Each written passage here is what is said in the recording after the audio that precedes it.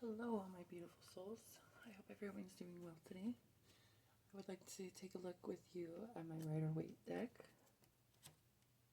which is, I guess you could say contemporary tarot or average. It's the typical deck a lot of people use. And then I want to look at the Enchanted Dreams deck by Yasmin Westwood. And then I would like to share with you my Thoth deck, or as some people like to say, Thoth. There's like thousands of ways you can say it, or 2 ways, or however many you want to believe. Whatever. I like to say Thoth. This was the first deck that spoke to me. I think it's very beautiful and just personal. It like really speaks to you. There's a lot in it to say. This deck, typically people will say that it's darker, that it's not something you want to get into when you're first starting reading tarot, that it's, a little harder to understand. But I find personally that what the other side of the story is, that it's for healing and alchemy. It's very true, which I am a mystic healer and an alchemist, so, it really resonates with me. This was the very first deck I ever picked up or looked at or, delved into with tarot. And it's still very, no, read from me, don't read from the others, but, there's times when I will read from my Enchanted Dreams deck, or the Rider-Waite deck, the average tarot that most people know, but this is my favorite, all-time favorite. So right now I want you to think of a number, 1, 2, or 3. Pick that number, keep that in mind. Drop it in the comments below if you would like to, and we will get to that later. So right now we're going to start with this deck. This one, it's a little out of the ordinary because it's not typical in the fact of it's holographic cards, which I absolutely love it. There's a lot you can do with this deck with light, thinking about spirits, wavelength, intuition, and it's just beautiful. I love it. I love those kind of colors. First, I'll do a little shuffle through. I can tell that there's a message for somebody wanting to come out of this right now, actually. So whoever of you picked number 2, this is for you. Ooh. Ace of Swords. That card is so beautiful. King of Wands. And the 8 of Wands. So I feel like there's something new intellectually or like experience-wise that you're manifesting right now that is trying to come out. But you're involved with someone, or someone is sending you messages, things coming through very quickly, that they are, a little impatient, a little overzealous. They could be a Leo. I definitely see a lot of Leo in them, or you could be the Leo. You could be dealing with a Gemini, Aquarius, Libra. But here again, we have another fire. Wands are fire. Wands, fire. So, why is it escaping my mind? You know what the fire signs are, I'm sure. Leo is 1. Aries and Sagittarius. Thank you, intuition. So right there, that number 2. If you picked number 2, Ace of Swords, 8 of Wands, King of Wands. The King of Wands is, a lot about action, understanding, mastery, and control of your willpower, fire, just being strong. Something is definitely trying to come in. Ace and 8 of Wands together. The 8 of Wands, you see there's something coming from a specific direction. I have a feeling that it could be like a letter you're going to get in the mail. I know that seems a little off because it's slow, but it could be an email that comes through very quickly. So I feel like there's something else in this. Oh, there you are, right there. 10 of Cups. This is, you are getting what you want. It's going to happen. Make sure that it's going to happen how you want it, though, and that you're going to be okay with it. Otherwise, things can go a little haywire. Next, we're going to look at the Enchanted Dreams deck by Yasmin Westwood. I absolutely love this one. This is the card of the day that I pulled, by the way, in case you were wondering.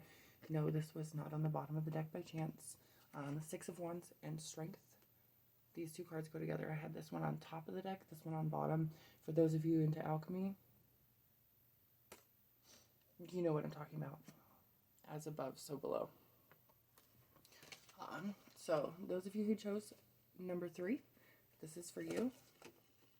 Oh, it just really popped out there. So, 4 of Pentacles. Don't hold back. Stop being greedy. There's something that you are holding back, or maybe there's something that you feel a little needy. Share, but also be willing to let others share. And Star. I love this card, how this card looks in this deck. It's absolutely beautiful. This is saying trust your intuition. Understand that sometimes you can confuse paranoia and intuition. And that's okay. But remember that you aren't the only person. 4 of Pentacles. This is a lot about, there's enough to go around, but you're holding it in. I see a lot of Taurus energy here, but there's also a little bit of Virgo and Capricorn. You could be the Taurus. I want to say this makes me think of Aquarius right now. So you could be an Aquarius dealing with a Taurus, or you could be a Taurus dealing with the Aquarius. Let that insight and intuition flow.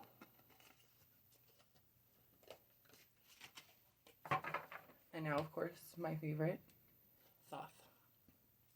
So those of you who picked number 1, this is for you. And I just want to show you. Oh, those just popped right out, didn't they? Anyone into I Ching? I'm horrible with pronunciation of things. This is on tails. And I had 1 in front of the Thoth deck. And then I had 2 heads and 1 tails in front of the Enchanted Dreams deck. 1 heads and 1 tails in front of the Rider-Waite deck. So keep that in mind. You might want to look into that a little bit. Also, numerology. I love numerology. Numbers have so much to say if you listen. Anyways, let's get back to Thoth, because he really has some thoughts that he would like you to hear. So I'm going to start off with these ones that popped out. This isn't the message, but I feel like they're going to be beautiful cards. Oh, and yes, they absolutely are. So again, we have the 6 of Wands. Kind of funny. The Queen of Pentacles, the Queen of Discs. Discs, as they're called in the Thoth deck. The Magus, or the Magician from other decks. And the Tower. So, there's definitely something in there for someone. If you're listening and this resonates with you, you have the power. Do not sit and glower. Take that leap of faith off the tower. Now is your hour. Okay. So, for everyone else who chose number 1, this is for you. Thoth wants you to hear this. Listen to your thoughts.